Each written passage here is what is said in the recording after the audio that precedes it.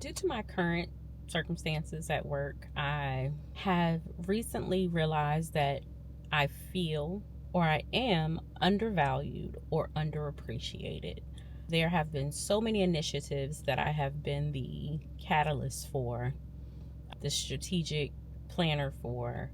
And of course, you have those situations where sometimes you're not acknowledged as the person that is the head of those things. And I understand that. And that's why I always say you have to be the person that is your biggest cheerleader and your biggest sponsor. You always have to speak up for yourself.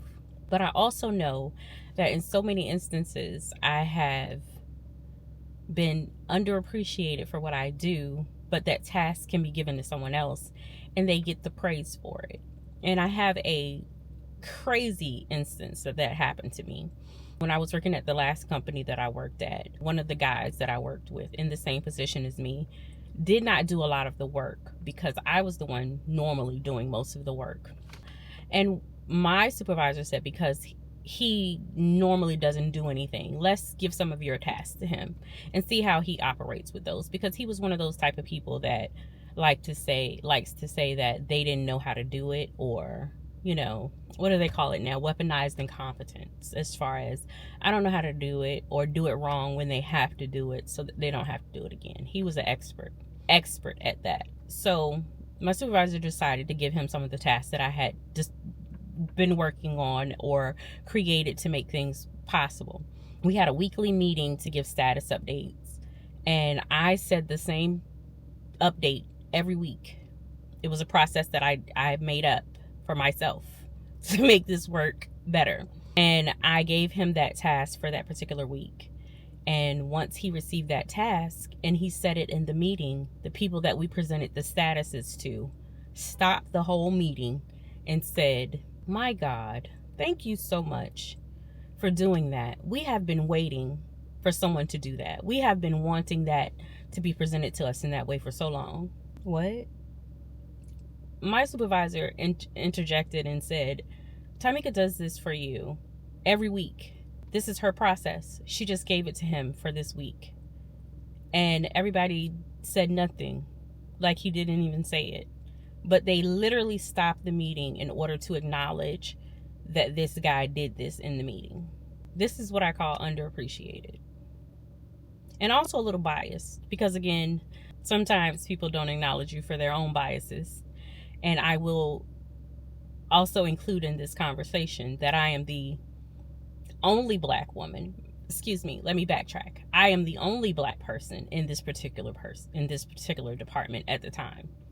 So in these meetings, there are no other Black people in this meeting, woman or man. I am the only one that is presenting, that is talking, and oftentimes in charge of these status updates as a program manager. Not once did I get any feedback on what I was doing, how I was doing it.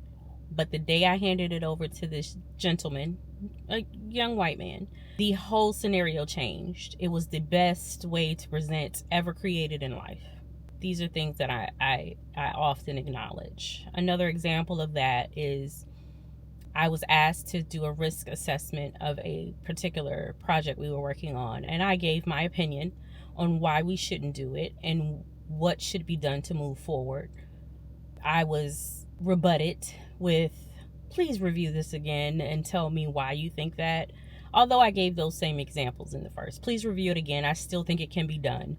Go back and review your work." Okay, so I did that just to have my due diligence, and I sent another reply with the same information. We cannot accomplish this at this time. So we go forward to our next meeting, and this particular person that asked me to do the risk assessment went to another group of people and asked them the same thing. Can we move forward? They gave the exact same reasons as to why we could not move forward. And that person acknowledged that you're probably right. That makes sense. We can't move forward with this. Again, at a whole nother job, again, as the only African American person in that scenario. So my idea or my thought process in this is, could it be bias? Could it be things that I don't know going on behind the scenes?